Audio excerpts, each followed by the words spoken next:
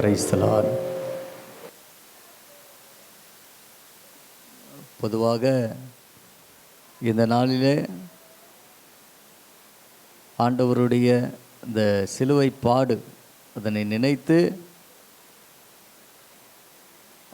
அநேகர் துக்கமாக இருப்பார்கள். ஆனால் வேதத்தில் ஒரு வசனம் இருக்கிறது,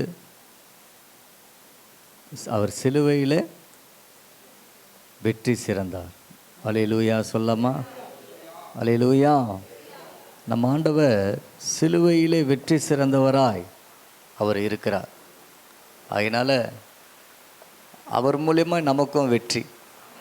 அல்லேலூயா, அல்லேலூயா, ஆமேன். எல்லோரும் ஒரு விஷயம் கொஞ்சம் எழுந்து நின்று ஒரு கோரஸ் நம்ம பாடிட்டு அதன் பிறகு நம்ம கர்த்தருடைய வார்த்தையை நம்ம கேட்கலாம்.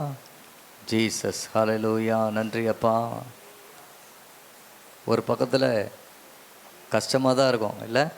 இந்த மாதிரி உட்காந்து வசனங்களை கேட்பது கஷ்டமாக தான் இருக்கும் ஒரு பக்கத்தில். ஆனால் நான் யோசித்தேன், இயேசு கிறிஸ்து அவ்வளோ பாடுகள் பட்டார். அவ்வளோ பாடுகள் பட்டு அவர் என்ன பண்ணாங்க, அந்த வெயிலில் தான் அவர் அந்த மலை மேலே. பொதுவாக இப்போ நம்ம பார்த்திங்கன்னா நமக்கு ஒரு மறைவு இருக்குது, அந்த வெயிலில் நமக்கு அந்த மறைவு இருக்குது. ஆனால் வெயில் உஷ்ணம் கொஞ்சம் தெரியுது, லைட்டாக தெரியுது. ஆனால் இயேசு கிறிஸ்துவ ஒரு பாறை கீழே இருந்து உஷ்ணமாக வரும், மேலேயும் உஷ்ணம் வரும். அல்லேலூயா. வெயிலில் என்ன பண்ணுறார், அவர் தொங்குறார். கர்த்தருடைய நாமத்துக்கு மகிமை உண்டாவதாக. அது ரொம்ப கஷ்டமான ஒரு காரியம்தான். அல்லேலூயா, அல்லேலூயா. ஆண்டவருடைய நாமத்துக்கு மகிமை உண்டாவதாக. உண்மையாக இவ்வளோ நேரம் நம்ம ஆண்டவருடைய சமூகத்தில் நம்ம உட்கார்ந்து இருப்பது நமக்கு மிகப்பெரிய ஒரு ஆசீர்வாதம். அல்லேலூயா. இதற்குரிய பலனை ஆண்டவர் நிச்சயமாக நம்ம ஒவ்வொருவருக்கும் தருவார். ஓ ஜீசஸ். கொஞ்ச நேரம் நம்ம கண்களை மூடி நம்ம எல்லாரும் ஸ்தோத்திரம் பண்ணுவோமா? ஸ்தோத்திரம், ஸ்தோத்திரம், ஸ்தோத்திரம், ஸ்தோத்திரம் கர்த்தாவே. ஆண்டவரே, இந்த 7 வார்த்தைக்காக நன்றி கர்த்தாவே. இயேசுவே, இன்று நாளில் தியானிக்கும்படியாக ஆண்டவரே நீர் பாராட்டின கிருபைக்காக உமக்கு நன்றி இயேசுவே, உமக்கு நன்றி அப்பா. ஹல்லேலூயா, ஹல்லேலூயா, ஹல்லேலூயா. இயேசுவே உமக்கு ஸ்தோத்திரம், ஸ்தோத்திரம், ஸ்தோத்திரம். இயேசுவே உமக்கு நன்றி அப்பா. ஹல்லேலூயா, ஜீசஸ். இயேசு ரத்தத்தால் சுத்தமானே, தேவ ஆவியால் நிரப்பப்பட்டே, தேவ சபையில் அங்கமானே, நான் இயேசுவின் பிள்ளையானே. பாடு ஓசனா, ஓசனா, ஓசனா, இயேசுவுக்கே ஓசனா, ஓசனா, ஓசனா, இயேசுவுக்கே. இயேசு ரத்தத்தால் சுத்தமானே, தேவ ஆவியால் நிரப்பப்பட்டே, தேவ சபையில் அங்கமானே, நான் இயேசுவின் பிள்ளையானேன். பாடு ஓசனா, ஓசனா. எல்லோரும் சேர்ந்து ஓசனா, இயேசுவுக்கே ஓசனா, ஓசனா, ஓசனா, இயேசுவுக்கே.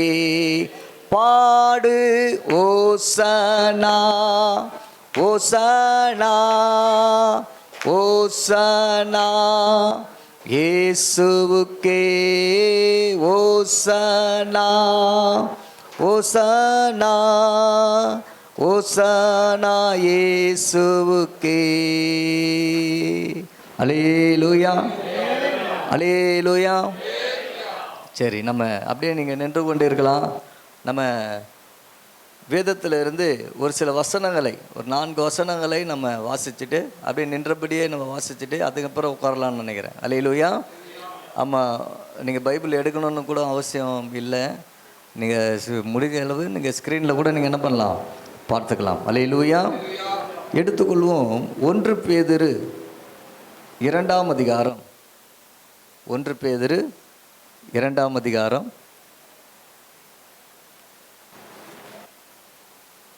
21 முதல் 24 வரையிலான வசனங்களை இப்போ ஸ்க்ரீனில் போட்டிருக்காங்க.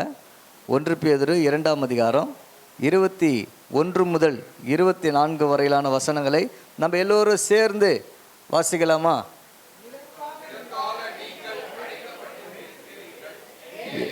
கிறிஸ்துவும்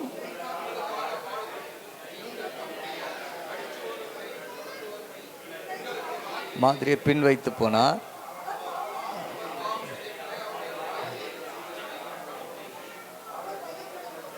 பதில் வையாமலும் பாடுபடும்போது தம்மை ஒப்புவித்தார். செத்து நீதிக்கு பிழைக்கும்படிக்கு அவர் தாமே நம்முடைய பாவங்களை சிலுவையின் மேல் சுமந்தார். அவருடைய தழும்புகளால் குணமானீர்கள். அல்லேலூயா. நம் கண்களை மூடி ஜெபிப்போம். பிதாவே, இயேசுவின் மூலமை பார்க்கிறோம். இந்த வார்த்தையின் மூலியமாக எங்களை சந்தியும், எங்களை ஆசீர்வதியும், வழிநடத்தும். இயேசு ரத்தம் ஜெயம், இயேசு ரத்தம் ஜெயம். இயேசுவின் மூலம் பிதாவே, ஆமேன், ஆமேன். நம்ம எல்லாரும் உட்காரலாம். இப்பொழுது நம்ம வாசித்த அந்த வேத பகுதி 1 பேதுரு 2ஆம் அதிகாரம் 21 முதல் 24 வரையிலான வசனங்களை நம்ம பார்க்கிறோம். இந்த வசனங்களிலே இயேசு கிறிஸ்துவினுடைய பாடுகளை குறித்து பேதுரு தன்னுடைய அனுபவத்தை அவர் வெளிப்படுத்துகிறார். இயேசு கிறிஸ்துவினுடைய பாடு மரணத்தை பழைய ஏற்பாட்டு தீர்க்கதரிசியாகிய ஏசாயா 53 அழகாக அவர் தம்முடைய தீர்க்க தரிசனத்தை, அது ஒரு அற்புதமான சம்பவம். அல்லேலூயா. ஏனென்றால் இயேசு கிறிஸ்து பிறக்கவே இல்லை, ஆனால் அவர் எவ்வண்ணமாய் பாடுபடுவார், அவருடைய பாடு எப்படி இருக்கும் என்பதை அவர் முன்கூட்டியே அறிவிப்பது என்பது ஒரு மிகவும் ஆச்சரியமான ஒரு அனுபவம். ஆனால் பேதுரு அவர் அந்த பாடுகளை பார்த்தவராக இருக்கிறார். அந்த பாடுகளை பார்த்தவராக இருந்து அவர் தம்முடைய அனுபவங்களை இப்படியாக அவர் எழுதி வைத்திருக்கிறார். இந்த வசனங்களிலே நம்ம பார்க்கும் பொழுது 21 முதல் 24 வரையிலான வசனங்களை நம்ம பார்க்கும் பொழுது ஒரு 7 விதமான தலைப்புகளை கொண்ட செய்தியாக இதனை நம்ம பார்க்க முடியும். 7 தலைப்புகளை கொண்ட ஒரு செய்தியை நம்ம பார்க்க முடியும். நம்ம இப்போ தான் 7 வார்த்தைகளை கேட்டோம். அல்லேலூயா. இன்னும் 7 தலைப்புகளில் செய்தி கேட்டோன்னா கண்டிப்பாக இன்னைக்கு ஈவினிங் 6 மணி தான் வீட்டுக்கு போவோம். அல்லேலூயா. அதனால் அப்படி இல்லை, அந்த 7 தலைப்புகளை கொண்ட செய்தியில் ஒரே ஒரு தலைப்பில் நம்ம இன்றைக்கி செய்தியை நம்ம தியானிக்க போகிறோம். அல்லேலூயா. ஆமாம், ரொம்ப நேரம் நான் எடுத்துக்கொள்ள விரும்பலை. எவ்வளோ சீக்கிரமாக முடியுமோ நான் முடிக்கிறேன். அல்லேலூயா. ஆண்டவருடைய நாமத்திற்கு மகிமை உண்டாவதாக. நம்ம இந்த மெசேஜுக்கு என்ன தலைப்பு என்றால் கிறிஸ்துவின் பாடுகள். என்ன மெசேஜ்? கிறிஸ்துவின் பாடுகள். இன்னைக்கு நம்ம பார்க்க போகிற இந்த தலைப்பு கிறிஸ்துவின் பாடுகள். அதில் முதல் குறிப்பு என்னவென்றால் அந்த 1 பேதுரு 2ஆம் அதிகாரத்தில் 22ஆம் வசனத்தை நாம் பார்க்கும் பொழுது, அவர் பாவம் செய்யவில்லை. அல்லேலூயா சொல்லாமா? எல்லாரும் சொல்லாமா? அந்த வார்த்தையை எல்லாரும் சொல்லாமா?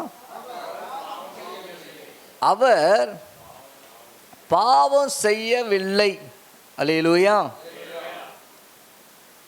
இயேசு கிறிஸ்துவை குறித்து இங்கே நாம் பார்க்கிறோம், அவர் பாவம் செய்யவில்லை என்று சொல்லப்பட்டிருக்கிறது.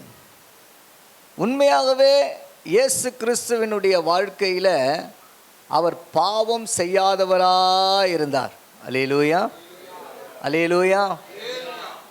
இது போல பாவம் செய்யாத ஒரு கடவுள் இந்த பூமியில் இருக்கிறார்களா என்று பார்த்தா நிச்சயமாக இல்லவே இல்லை. அல்லேலூயா, அல்லேலூயா. அதே போல் பாவம் செய்யாத மனிதர்கள் இருக்கிறாங்களா என்று பார்த்தா அதுவும் இல்லவே இல்லை. அல்லேலூயா சொல்லாமா? அப்போ பாவிகள் எல்லோரும் பாவம் செய்து தேவ மகிமையற்றவர்களானார்கள் என்று தான் வேதம் குறிப்பிடுகிறது. ஆனால் ஆண்டவராகிய இயேசு கிறிஸ்துவை நாம் பார்க்கும் பொழுது அவரை குறித்து என்ன சொல்லப்படுகிறது என்றால், அவர் பாவம் செய்யவில்லை. எப்பொழுது இந்த டெஸ்டிமனி சாட்சி கொடுக்கப்படுகிறது என்றால், இயேசு கிறிஸ்து அவருடைய ஓட்டத்தை முடித்து விட்டார். பிறப்பிலிருந்து மரணம் வரையிலும் கண்ணார பார்த்து, வேதத்தில் நம்ம ஒரு வசனத்தை பார்க்கும் பொழுது, நாங்கள் கண்ணார கண்டு, அல்லேலூயா, எங்கள் கைகளினால் தொட்டு என்று நாம் பார்க்க முடியும். அப்படியாக கண்ணார கண்டு கைகளினால் தொட்டு திருஷ்டாந்தப்படுத்தப்பட்ட அந்த இயேசுவை குறித்து தான் சொல்லப்படுகிறது, இவர் பாவம் செய்யவில்லை. அல்லேலூயா சொல்லாமா? அவர் பாவம் செய்யவில்லை. உண்மையாக இந்த பாவம் செய்யக்கூடாது, பாவம் என்பது ஒரு மனுஷனை ஆட்கொள்ளக்கூடாது என்பதற்காக மனிதர்கள் என்ன செய்வார்கள் என்றால், ஏதாயிலும் ஒரு இடத்துல போய் என்ன பண்ணுவாங்க, தியானத்தில் அமர்ந்துருவாங்க. அந்த இடம் எப்படிப்பட்ட இடமா இருக்குன்னா, மனுஷர்களுடைய நடமாட்டம் இல்லாத ஒரு இடமா இருக்கும். எந்த ஒரு காட்சியும், ஒரு கலர்ஃபுல்லான காட்சிகள் எதுவும் காணாதபடிக்கு அவங்க என்ன பண்ணுவாங்க, ஒரு தியான அனுபவத்தில் போய் உட்கார்ந்துருவாங்க. ஆனால் பார்ப்போம் என்றால், இயேசு பார்ப்போம் என்றால், உலகத்திலே அவர் பலவிதமான மனிதர்கள் நடுவிலே அவர் எப்படி இருந்தார்னா பாவம் செய்யாதவராக இருந்தார். அல்லேலூயா சொல்லாமா?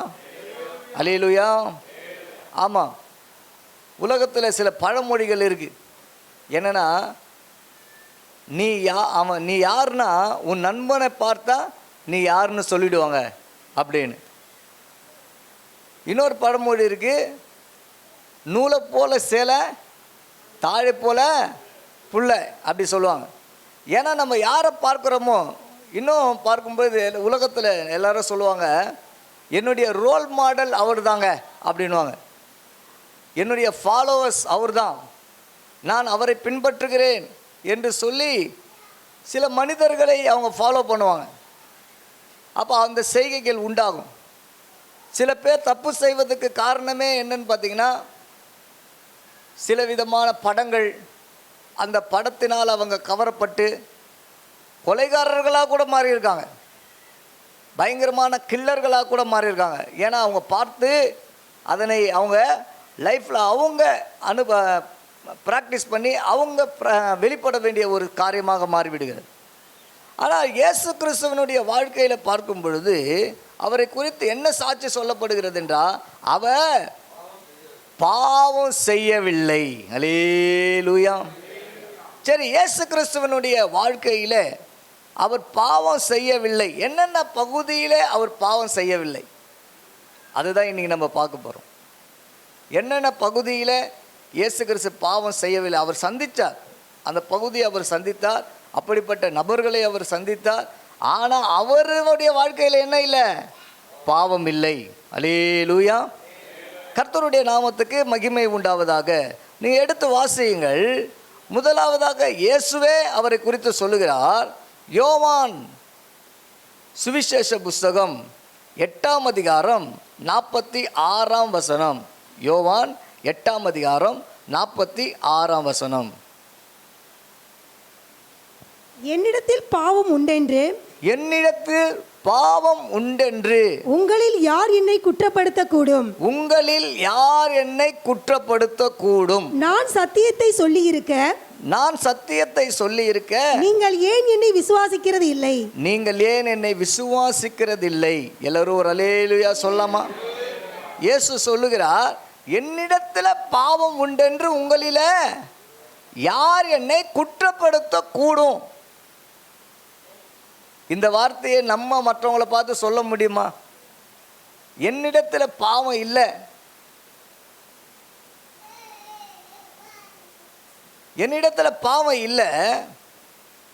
என்னிடத்தில் பாவம் உண்டென்று உங்களில் யார் என்னை குற்றப்படுத்த முடியும்? உங்களால் சொல்ல முடியுமா என்கிட்ட பாவம் இருக்குதுன்னு சொல்ல முடியுமா என்று யார் சொல்லுகிறதா? இயேசுவே சொல்லுகிறார். அல்லேலூயா சொல்லமா? இது என்ன சாட்சியாக இருக்கிறது என்றால், மனசாட்சி இந்த காரியத்தை வெளிப்படுத்துகிறது. அல்லேலூயா சொல்லமா?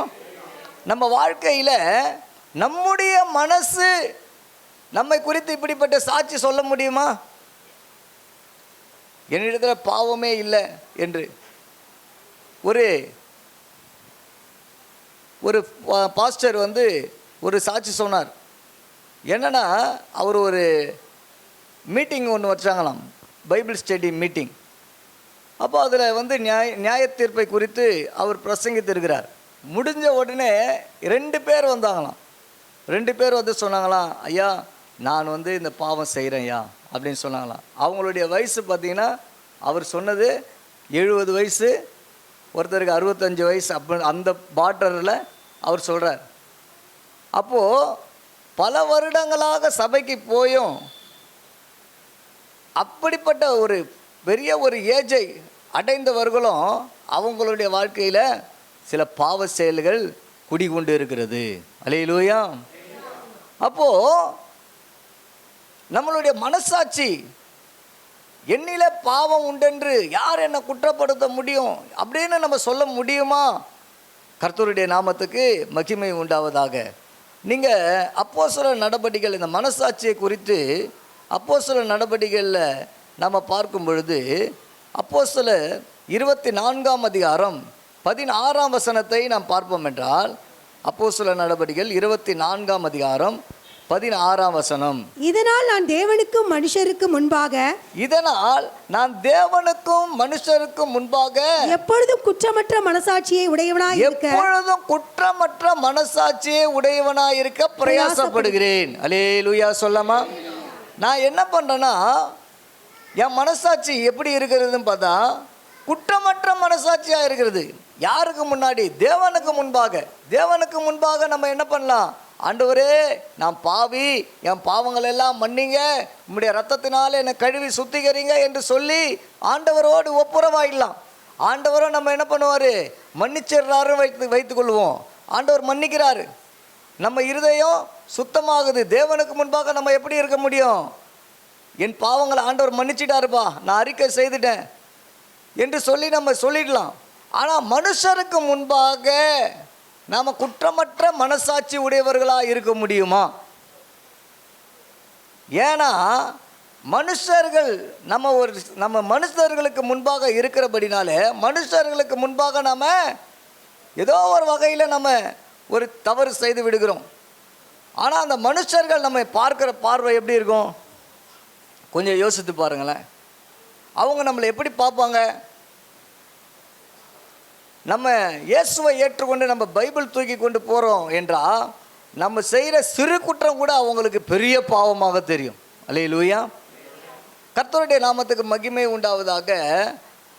ஒரு பாஸ்டர் சாம் சுந்தரம் ஐயா கூட ஒரு முறை ஒன்று சொன்னார். என்னென்னா, ஒரு ஒயிட் கலர்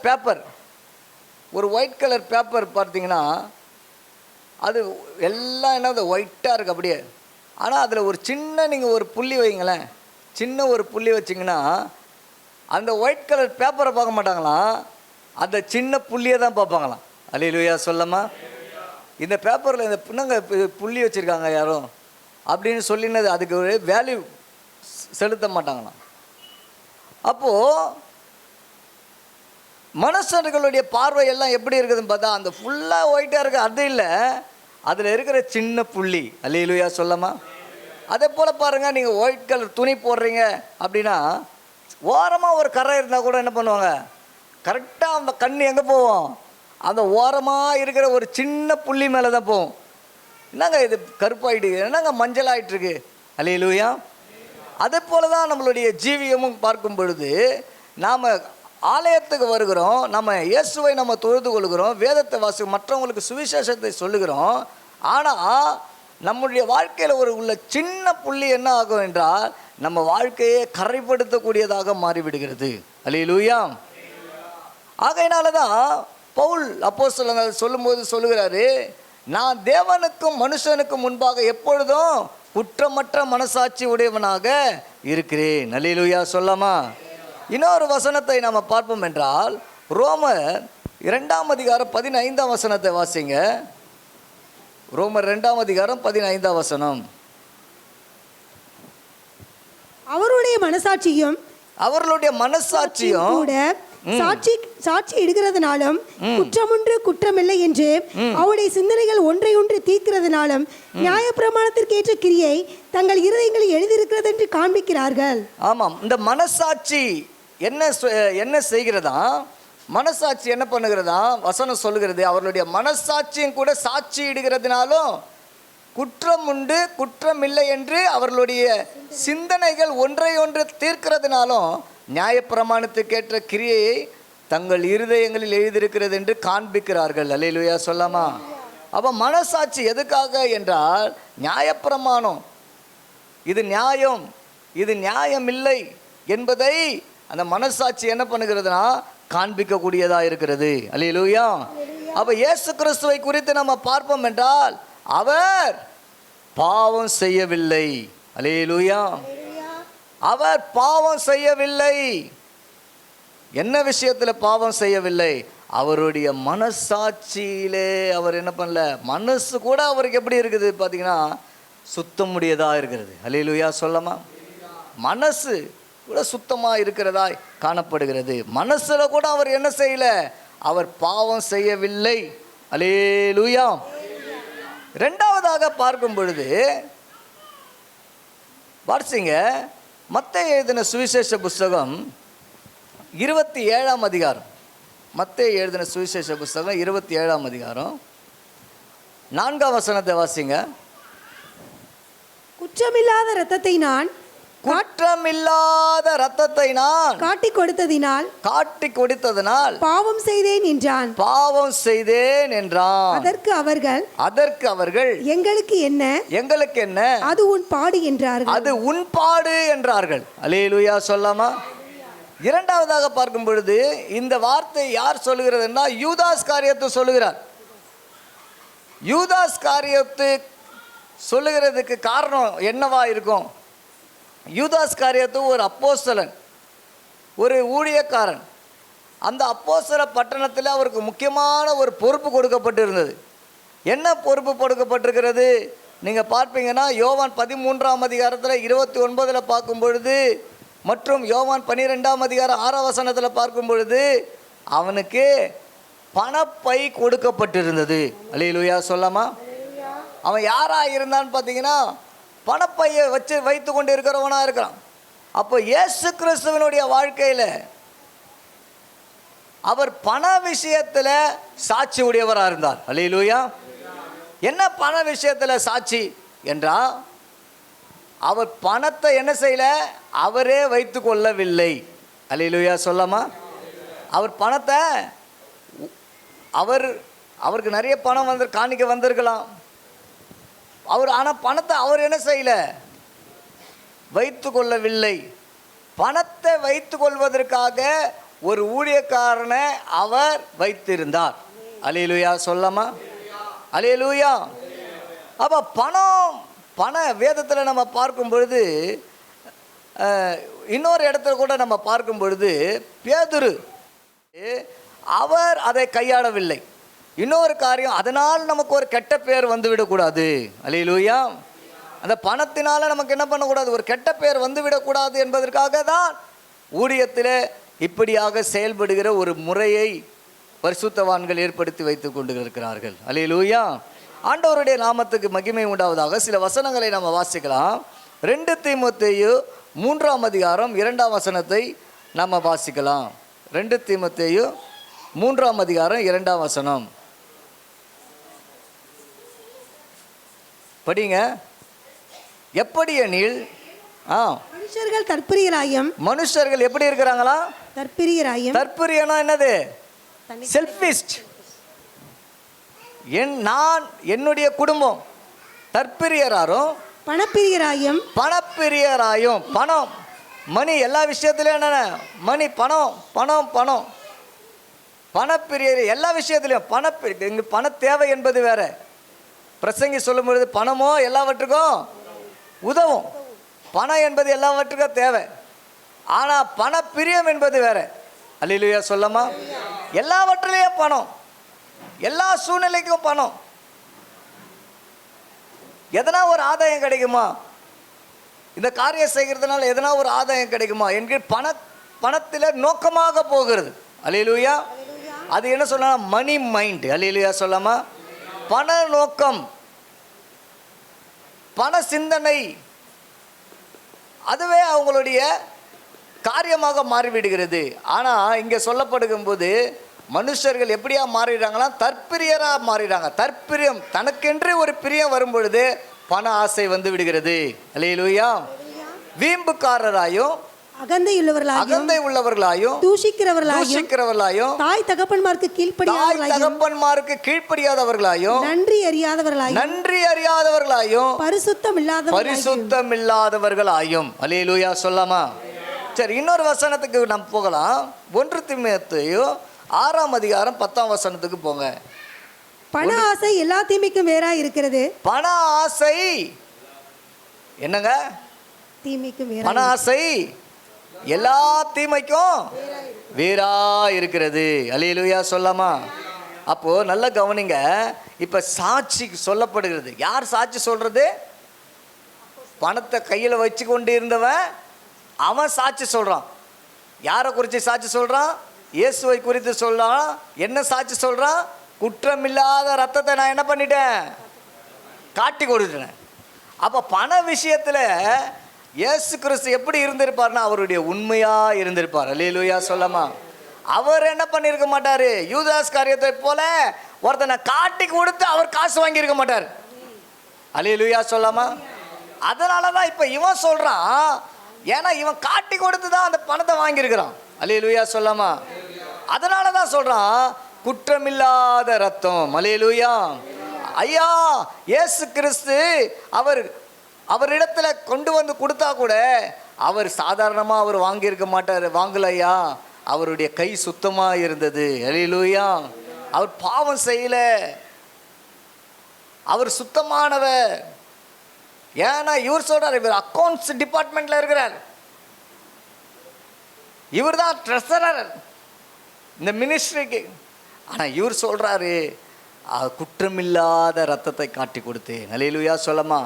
அப்போ இவர் பண விஷயத்தில் இருந்ததுனால தான் அவருக்கு சொல்ல முடியும். அல்லேலூயா சொல்லமா? நீங்கள் கூட பாருங்கள், நீங்கள் உங்களை குறித்து யாருன்னா சாட்சி சொல்லணும்னா உங்களுக்கு ஃபேமிலி இருக்கும். ஃபேமிலியில் சாட்சி சொல்கிறது வேறு. ஃபேமிலியில் என்ன சொல்லுவாங்க, என் குடும்பத்தில் இவர் இப்படி இருந்தார், இவருடைய ஜெப ஜீவியம் இருந்தது, குடும்பத்தில் இவருடைய அணுகுமுறை, பிள்ளைகளோடு பழகுகிறது எப்படி இருந்தது, அப்படி தான் சொல்லுவாங்க. நீங்கள் வேலையை பார்த்தீங்கன்னா வேலையை குறித்து தான் சொல்லுவாங்க. இவர் ஆஃபீஸ்க்கு கரெக்ட் டைமில் வந்துடுவாருங்க, ஆஃபீஸில் தேவையில்லாத வார்த்தைகள் எல்லாம் பேச மாட்டாருங்க என்று ஆஃபீஸை குறித்து தான் சொல்லுவாங்க.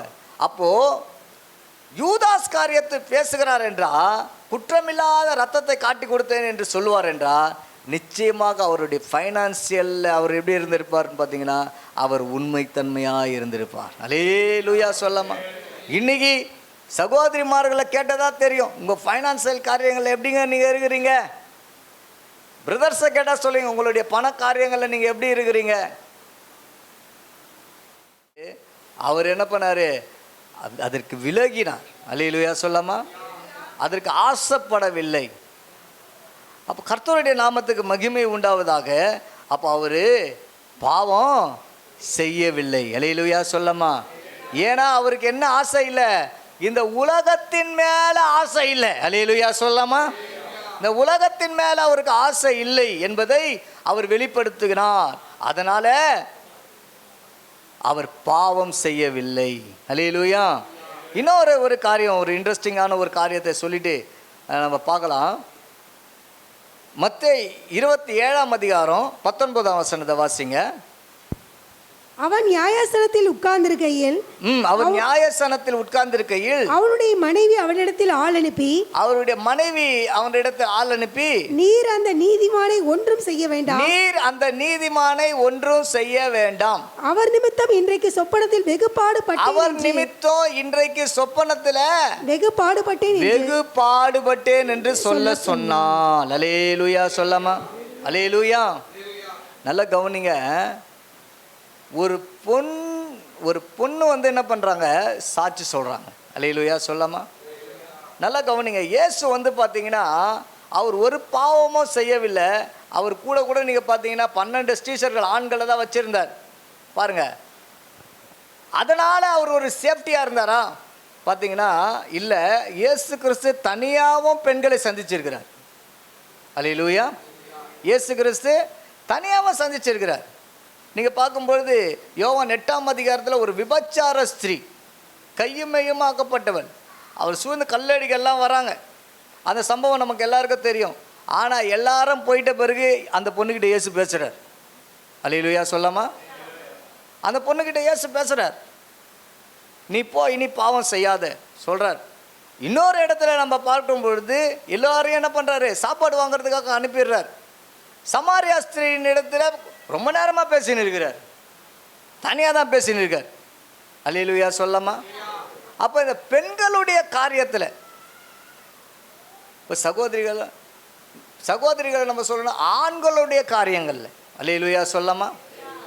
அப்போது ஆண்டவர் இந்த பெண்களோடு பேசுகிற காரியத்தில் கூட எப்படின்னா அவர் சாட்சி உடையவராக இருந்தார். அல்லேலூயா சொல்லாமா? அந்த பொண்ணு சொல்லுது, இவர் நீதிமான்க, இவரை குறித்து நான் சொப்பனத்தில் என்ன பண்ண வெகு பாடுபடுகிறேன். அல்லேலூயா சொல்லாமா?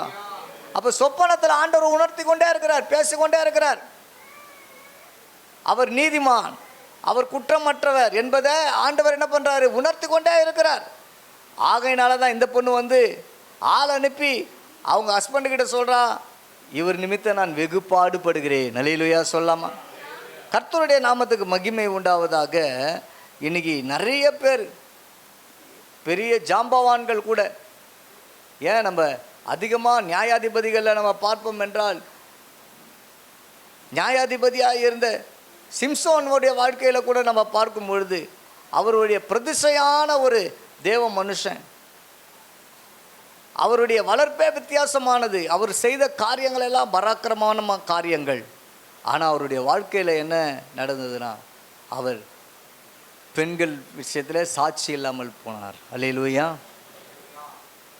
தாவீதை குறித்து பார்ப்போம் என்றால், தாவீதுனுடைய வாழ்க்கையில் நம்ம பார்க்கும் பொழுது அவருடைய வாழ்க்கையிலையும் நிறைய காரியம் ஆண்டவருக்காக செய்தார். அவரே பெண்கள் விஷயத்தில் என்ன பண்ணுறாரு? சாட்சியை இழந்து போனார். அல்லேலூயா. அப்போ ஆண்டவர் நம்ம பார்க்கும்போது இயேசு கிறிஸ்துவை குறித்து பார்க்கும் பொழுது அவர் என்ன செய்யல? பாவம் செய்யவில்லை. அல்லேலூயா சொல்லாமா? என்னென்ன விஷயத்தில் பாவம் செய்யல? மனசாட்சியின் காரியங்கள் அவர் என்ன பண்ணல? பாவம் செய்யலை. ரெண்டாவது, பண காரியத்தில் அவர் என்ன பண்ணல? பாவம் செய்யலை. மூன்றாவதாக, உலக ரீதியாக ஆட்சி அதிகாரத்தில் அரசியல் காரியங்களில் அவர் என்ன செய்யல? பாவம் செய்யவில்லை. அல்லேலூயா. நான்காவதாக பார்க்கிறோம், பெண்களுடைய காரியங்களிலும் ஆண்டவர் என்ன பண்ணல? பாவம் செய்யலை. அல்லேலூயா சொல்லாமா? அதனால தான் அவர் சொல்கிறாரு, என்னிலே பாவம் உண்டென்று உங்களில் யார் என்ன குற்றப்படுத்த முடியும்? அல்லேலூயா சொல்லாமா? அல்லேலூயா. அப்போ இயேசு கிறிஸ்துவை குறித்து பார்க்கும் பொழுது அவர் என்ன செய்யலை? பாவம் செய்யலை. அல்லேலூயா சொல்லாமா? அல்லேலூயா. அப்போ பாவம் செய்யாத அவர், ஒரு பாவமும் செய்யாத, மனசில் கூட பாவம் செய்யாத அவருக்கு எப்படிப்பட்ட தண்டனைகள் ஏற்பட்டது? நம்ம ஏசாயா தீர்க்க தரிசன புஸ்தகம் 53 பார்க்கும் பொழுது அவர் எவ்வளவாய் பாடுபட்டார் என்பதை குறித்து அங்கே நாம் பார்க்க முடியும். வேதத்தில் நம்ம பார்ப்போம் என்றால் எபிரேயர் 4ஆம் அதிகாரம் 15ஆம் வசனத்தை வாசிங்க. எபிரேயர் 4ஆம் அதிகாரம் 15ஆம் வசனம்.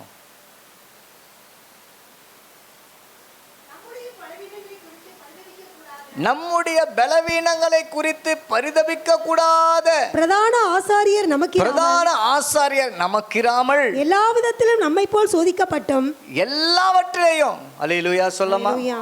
மனசு சில பேர் பாருங்க வெளியில காட்ட மாட்டாங்க, மனசுல நிறைய தோன்றும். அல்லேலூயா சொல்லமா. மனசுல என்னென்னமோ தோணும் பாருங்க, நிறைய தவறுகள் மனசுல தோணும். இதை பண்ணிடலாமா, அதை பண்ணிடலாமா, அப்படி செய்யலாமா, இப்படி செய்யலாமா, தவறான என்ன பண்ணோம் தோன்றும். அந்த மனசை குறித்து ஆண்டவரே சொல்லிட்டார், இருதயமானது பொல்லாங்கானது, விபச்சாரமானது. அல்லேலூயா சொல்லமா. இப்படிப்பட்ட மனசு. ஆனால் இயேசுக்கு வந்து பாருங்க, அந்த மனசு கூட எப்படி இருக்கு பார்த்தீங்கன்னா சுத்தமாக இருந்தது. அல்லேலூயா சொல்லமா.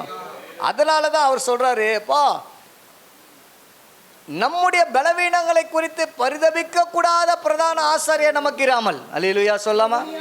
நம்மளுடைய பலவீனம், நம்ம எல்லாரும் அப்போ யார் தான்? நம்ம ஏதோ ஒரு விஷயத்தில் அவுட் ஆகிடும். 100 மார்க்கு நான் எடுப்பேன்னு யாரும் சொல்ல முடியாது. ஒரு முறை நாங்கள் பைபிள் ஸ்கூல் படித்தோம். பைபிள் ஸ்கூல் படிக்கும் பொழுது எல்லாம் எக்ஸாம்லாம் முடிஞ்சு, ஒரு வருஷம் எக்ஸாம்லாம் முடிஞ்சுது. அது சப்ஜெக்ட் ஒரு கிட்டத்தட்ட ஒரு 24 சப்ஜெக்ட் 2 பிரிவாக வச்சு 12 வச்சு எங்கள் தலையெல்லாம் ஒரு மாதிரி பண்ணி விட்டாங்க. 24 சப்ஜெக்டு. இப்போ எக்ஸாம் எழுதுகிறோம். எக்ஸாம்லாம் எழுதி முடிச்சுட்டு ட்ரைனிங் அனுப்பிட்டாங்க. நாங்கள் ஒரு சபையில் போய் ட்ரைனிங் ட்ரைனிங்கில் இருக்கிறோம். அப்போ எடுக்கும் பொழுது அந்த பாஸ்டர் என்ன பண்ணாருன்னா, அவருக்குன்னு ஒரு சப்ஜெக்ட் இருந்தது. அவர் என்ன பண்ணாருன்னா, பேப்பர் திருத்த சொல்லி எங்ககிட்ட கொடுத்துட்டார். பேப்பர் கொஞ்சம் பார்த்துட்டு மார்க்கெல்லாம் கொஞ்சம் டோட்டல் பண்ணி வைங்கப்பா அப்படின்ட்டு. அப்போ எல்லாரும் மார்க்கு டோட்டல் பண்ணியிருக்கோம். ஒரு பையன் பார்த்தோன்னா 100க்கு 150க்கு மேலே போயிருக்குது. அல்லேலூயா சொல்லமா. அல்லேலூயா. ஒரு பையன் ஒரு சப்ஜெக்டில் மார்க்கு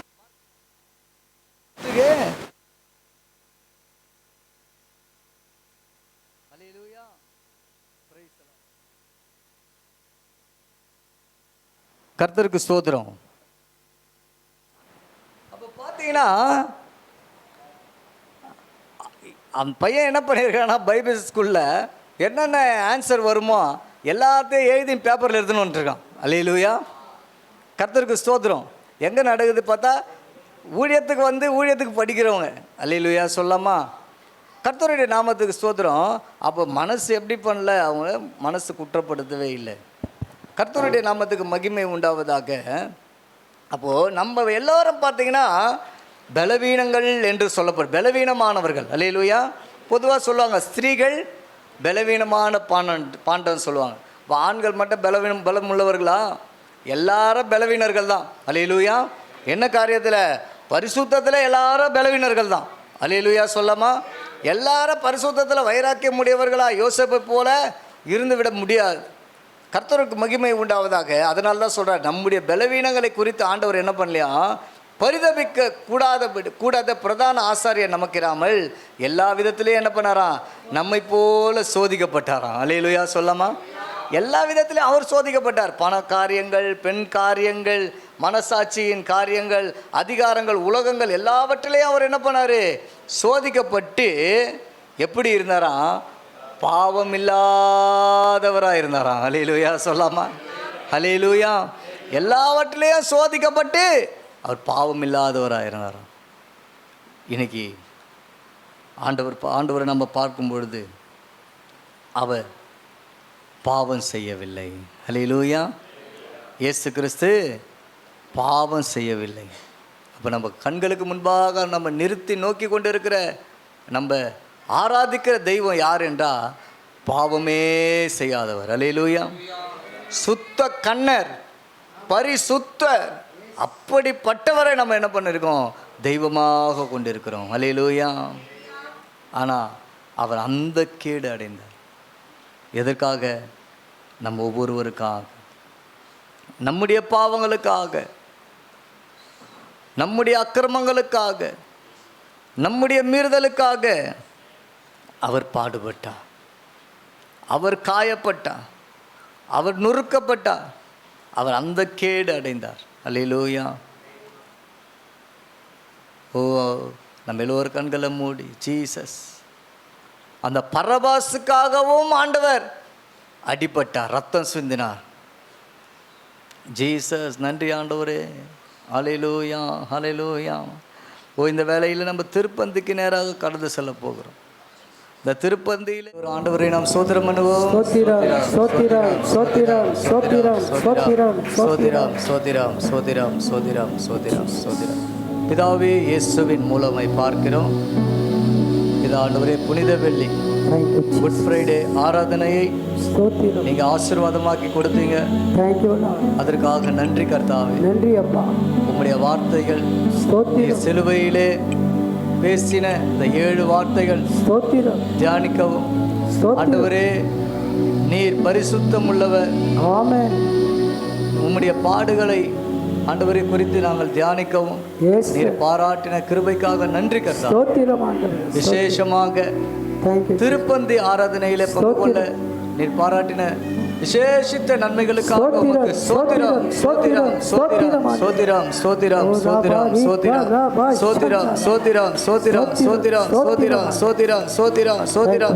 ஆண்டவரே, உம்முடைய சரீரத்தை, உம்முடைய இரத்தத்தையும் நாங்கள் பானம் பண்ணும்படியாக இன்றைக்கு உதவி செய்தபடியால் உமக்கு ஸ்தோத்திரம் ஸ்தோத்திரம் ஸ்தோத்திரம் ஸ்தோத்திரம் ஸ்தோத்திரம் ஸ்தோத்திரம் ஸ்தோத்திரம் ஸ்தோத்திரம் ஸ்தோத்திரம் ஸ்தோத்திரம் ஸ்தோத்திரம் ஸ்தோத்திரம் கர்த்தாவே.